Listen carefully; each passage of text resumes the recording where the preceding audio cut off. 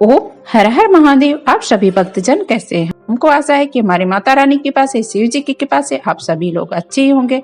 आज मैं आप लोगों को माघ मास के शुक्ल पक्ष की जया एकादशी व्रत कथा सुनाने जा रही हूँ। इस व्रत कथा को जो श्रवण करता है उसे मनवांछित फल की प्राप्ति होती है, धन धान की कभी कमी नहीं रहती और मोक्ष की प्राप्ति होती है। इस व्रत को अवश्य करना चाहिए। यदि आप असमर्थ हैं तो कथा मात्र सुनने से शुभ फल की प्राप्ति होती है। धर्मराज युधिष्ठिर जी बोले, हे भगवान, आपने माघ मास के किस पक्ष की शर्तिला एकादशी का वर्णन तो अत्यंत सुंदर किया।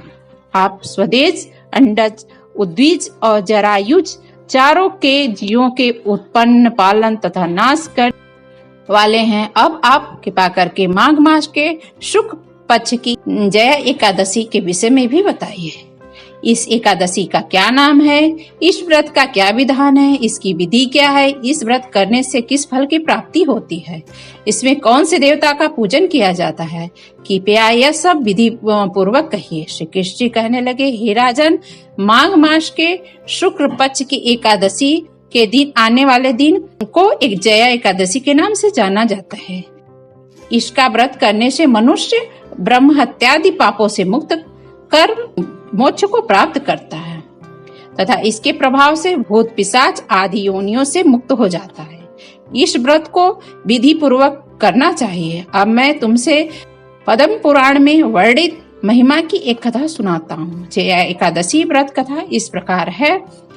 देवराज इंद्र स्वर्ग में राज करते थे और अन्य सब देवगण सुखपूर्वक स्वर्ग में रहते थे। एक समय इंद्र अपनी इच्छा अनुसार नंदन वन में अप्सराओं के साथ विहार कर रहे थे और गंधर्व गान कर रहे थे। उन गंधर्वों में प्रसिद्ध पुष्पदंत तथा उनकी कन्या पुष्पवती, चित्रसेन तथा उनकी स्त्री मालिनी भी उपस्थित थी। साथ ही मालिनी का पुत्र पुष्पवान और उनका पुत्र माल्यवान भी उपस्थित थे। पुष्पवती गंधर्व कन्या माल्यवान को देखकर उस समय मोहित हो गई। माल्यवान पर काम बाण चलाने लगी। उसने अपने रूप, लावण्य और हाव भाव से माल्यवान को वश में कर लिया। हे राजन, वह पुष्पवती अत्यंत सुंदर थी। अब वे इंद्र को प्रसन्न करने के लिए, गान करने के लिए पर तुरंत परस्पर मोहित हो जाने के कारण उनका चित्त भ्रमित हो गया। इसके ठीक प्रकार न गाने तथा स्वर ताल ठीक न होने से इंद्र इनके प्रेम को समझ न पाए और उन्होंने इसमें अपना अपमान समझकर उनको शाप दे दिया। इंद्र ने कहा, हे मूर्खो, तुमने मेरी आज्ञा को उल्लंघन किया है, इसलिए तुम्हारा धिक्कार है। अब दोनों स्त्री पुरुष के रूप में मृत्यु लोक में जाकर के पिशाच रूप धारण करो और अपने कर्म का भोग करो। इंद्र का ऐसा शाप सुनकर के अत्यंत दुखी हुए हिमालय पर्वत पर दुख पूर्वक अपना जीवन यापन व्यतीत करने लगे। उन्हें गंध, रस और स्पर्श आदि का भी बहुत ज्ञान नहीं था। उनको महान दुख मिल रहे थे। उन्हें एक क्षण के लिए भी निद्रा नहीं आती थी। उस जगह अत्यंत शीत था, इससे उसके रोंगटे खड़े हो रहते थे और दांत कांपते जा रहे थे। एक दिन पिशाच ने अपनी स्त्री से कहा कि पिछले जन्म में हमने ऐसे कौन से पाप किए थे जिससे हम दुखदायी पिशाच योनि प्राप्त हुआ। इस पिशाच योनि से तो नरक में रहना सहना ही उत्तम था।